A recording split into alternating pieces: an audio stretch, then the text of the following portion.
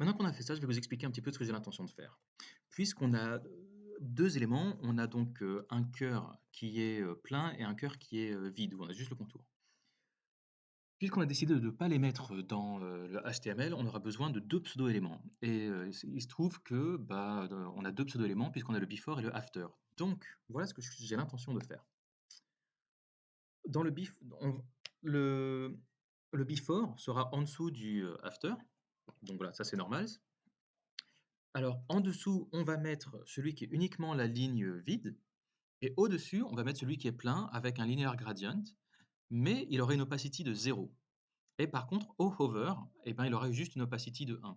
Donc, ils seront tous les deux très similaires. Ce qui changera surtout, ce sera leur opacité. Alors, allons-y. On va aller chercher. Alors, je ne sais pas si je vous avais montré avant, mais donc j'ai retiré toutes les i, là, toutes les icônes de mon HTML. Je trouve que voilà, c'était beaucoup plus propre maintenant. Alors, allons-y maintenant. On est donc dans le menu. Alors non, c'est pas dans le menu, pardon, c'était dans le... Non, c'est pas dans le Explorer, pas dans le City. On était dans le restaurant. Hop là, j'ai la mémoire très courte. Menu, très bien. Menu. Voilà, donc la carte, elle est là, et description, elle est là. Alors déjà, pour commencer, je vais plus avoir besoin des FAS, et je vais plus avoir besoin des I non plus, puisqu'il n'y a plus de I. Donc tout ça, je vais tout mettre ça en vrac dans une grosse... voilà, dans tout le before là. Donc ça, ces deux machins-là, ça part, et là, ces deux machins-là, ça part. Donc vous voyez que maintenant, là, j'ai voilà, j'ai une énorme classe, mais c'est pas très grave. Ce que je vais faire, c'est que je vais prendre tout ça, et je vais le mettre à l'intérieur de mon mixin, là. Je vais créer un mixin qui s'appelle Heart. Comme ça, ce sera beaucoup plus facile, voilà, beaucoup plus facile à voir. Alors, on va prendre tout ça, voilà, faire CTRL X, on va mettre ça dans le mixin ici. Et puis là, on va pas oublier de faire @include mixin.heart. Ok, parfait. Et on voit que donc je lui ai bien mis un gradient là. Donc d'abord il importe le heart, après lui voilà il lui met un gradient.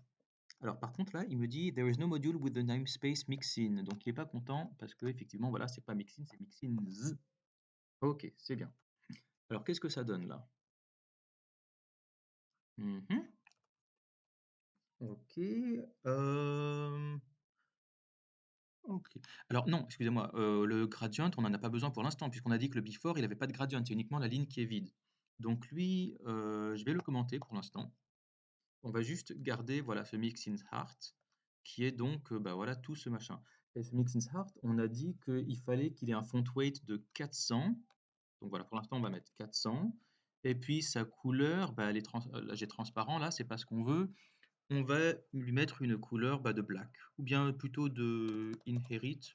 Voilà, c'est un peu comme black, disons que c'est le user agent qui décide de la couleur, mais en gros, on va dire que c'est un peu comme black. Alors, qu'est-ce que ça donne actuellement? Mhm.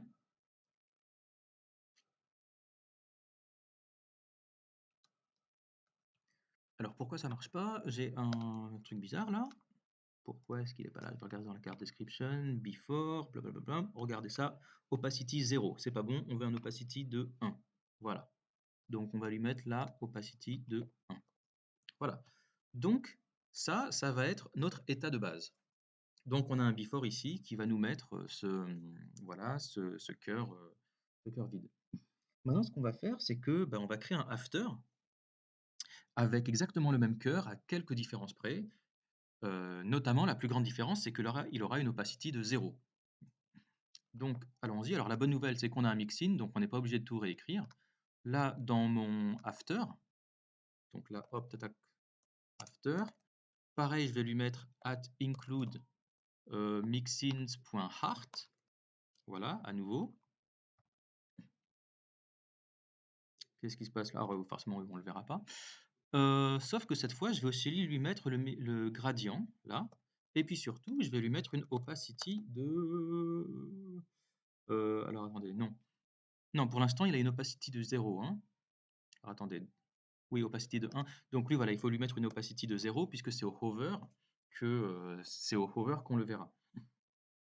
Heu, En tout cas, bon, juste pour le test, là, on va lui mettre un opacity de 1 pour qu'on puisse le voir. Mmh. Alors pourquoi est-ce qu'on le voit pas?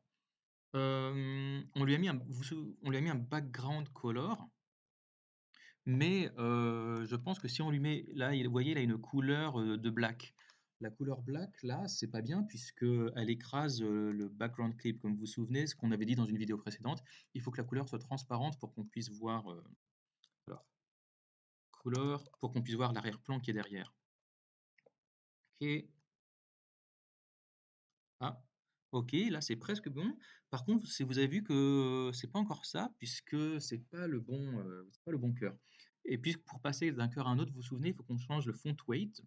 Donc là, on va aussi lui passer le font weight à 900. Mmh. OK, là, on est bon.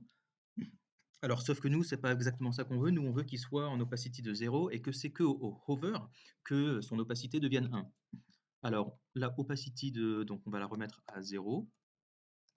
Et puis on va dire, eh bien, quand on est sur le card description et qu'on la hover, eh bien, on voudrait que l'élément after, voilà. Qu'est-ce qu'on voudrait pour l'élément after? Eh bien, on voudrait une opacity de 1. Qu'est-ce qui se passe maintenant? Voilà, si je passe là, voilà, j'ai une opacity de 1. Alors c'est pas mal du tout. On a le truc qui marche. On pourrait encore ajouter peut-être, moi j'aime bien quand ça grossit un peu parce que là vous voyez que c'est pas parfaitement superposé. Genre, ne me demandez pas pourquoi, je sais pas. Mais, voilà, on va peut-être lui rajouter une transform, et puis on avait mis, je me souviens que c'est un translate là, moins 50 et puis un scale de 1.1 là pour qu'il grossisse un petit peu. Voilà, là vous voyez, il grossit un peu là. Voilà, c'est sympa. Bon bah écoutez, voilà. Ça c'est bien parce que maintenant vous voyez, on a, notre index.html qui est très propre. Et donc il prendra vraiment pas beaucoup de temps à exécuter, à générer et puis surtout, voilà, j'ai toutes nos cartes qui sont exactement les mêmes, et voilà, c'est une méthode, très élégante de rajouter des machins. Alors est-ce qu'on pourrait rajouter encore quelque chose? Vous voyez que moi, mon Mixins Heart là,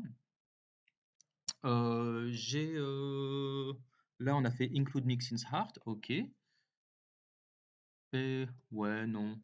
On pourrait aussi passer des paramètres au Mixins Heart pour faire un. On pourrait passer par exemple un heart full ou bien heart empty. Euh, mais non, écoutez, je crois que c'est pas la peine. Je crois qu'on est bien comme ça, hein. Mixins Heart, il est bien, tu as highest, voilà, on est tout bon.